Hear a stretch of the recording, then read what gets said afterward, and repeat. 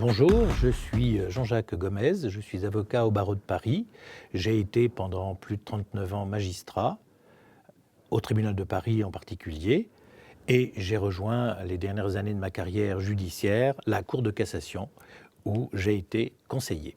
Je souhaite qu'au terme de ce cours, vous soyez en mesure de connaître les premières affaires de l'Internet et des communications électroniques, et surtout d'acquérir les réflexes nécessaires pour un usage libre d'Internet, mais respectueux des droits de chacun. Ce module est consacré à l'information des étudiants sur la construction du droit de l'Internet. Il s'intitule « Les premiers procès de l'Internet ».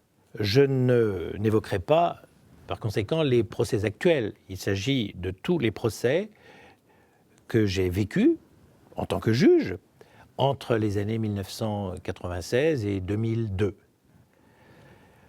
Je souhaite vous préciser d'abord le contexte de ces premiers procès. La réalité d'Internet, que l'on appelait le réseau des réseaux, que l'on appelle toujours le réseau des réseaux, est d'être virtuel. Et d'un point de vue topographique, il est un espace sans dimension, indépendant des territoires des États. Il est de fait un fantastique espace de liberté, mais il est aussi, et surtout, un défi considérable à l'ordonnancement mondial. À partir des années 1990, l'Internet va s'imposer rapidement comme un outil et un moyen de culture, d'échange et de communication incontournable.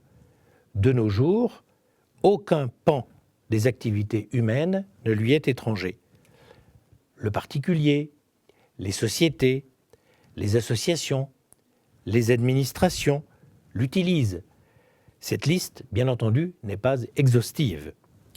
Son principal succès tient à sa souplesse et à sa convivialité, facilitée par l'apparition sur le marché d'ordinateurs de plus en plus performants et par le perfectionnement des réseaux terrestres et satellitaires de communication.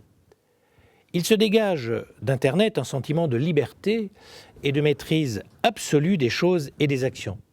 Et ce sentiment de liberté, doublé, bien entendu, d'un très grand opportunisme de la part de certains acteurs du réseau, a fait naître chez de nombreux internautes l'idée que l'Internet permettait de s'affranchir de toute règle, en particulier de ce corps de règles qui régissent la vie en société et qui sont la résultante de nombreux et nécessaires compromis.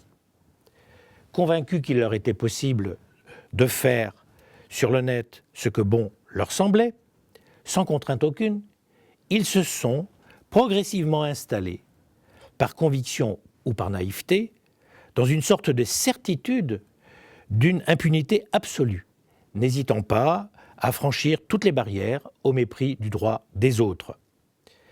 Les atteintes au respect dues à la vie privée des personnes, au droit de toute personne sur son image, au droit de propriété intellectuelle, les intrusions dans les services informatiques, jusque y compris dans les ordinateurs privés, le racolage à des fins de prostitution, la pédophilie, la pornographie, la pédopornographie, les escroqueries en tout genre, les discours de haine, et là encore, je le dis, cette liste n'est pas exhaustive, sont devenus le quotidien de l'Internet. Et ces atteintes ont été ressenties avec une telle acuité que l'on est arrivé parfois à ne plus voir qu'elles, oubliant les aspects positifs du réseau. Il était dès lors prévisible que ce réseau, livré à lui-même, en ce sens où son fonctionnement ne résultait pas d'un plan prédéfini, mais de l'action non concertée d'une multitude d'acteurs, allait susciter des réactions vives parfois. Et ce, pour la simple raison que la vie en société a ses contraintes, pour que puisse être assuré le respect des valeurs fondamentales, la protection des personnes et les équilibres au sein de nos sociétés. En réaction à ces comportements incivils, illicites, est née une demande de retour au respect des valeurs fondamentales. Il n'est pas inutile de faire observer que cette demande est aussi le fait d'internautes qui eux-mêmes avaient régulièrement commis des abus sur le réseau, mais qui à leur tour avaient connu les affres consécutives aux atteintes dont ils avaient été l'objet. C'est un peu l'arroseur arrosé. C'est le jeune musicien qui va piocher dans les partitions créées par un autre et qui découvre que ses propres œuvres ont été piratées sur le net. C'est aussi celui qui crée un produit et qui découvre que par suite d'une révélation largement diffusée et commentée sur le net, son travail de création a perdu toute valeur. C'est encore celui qui découvre que sa vie privée est affichée au grand jour, donc au su et au vu de tous. L'absence d'autorité centrale a pu faire douter, et fait encore douter, de la possibilité d'édicter une loi pour l'Internet.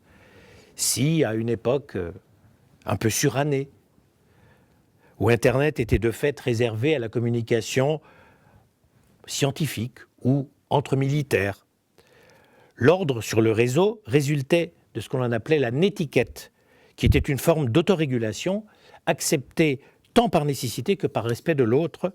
Il faut bien admettre que cette netiquette est insuffisante de nos jours, ce qui explique et justifie le recours au juge.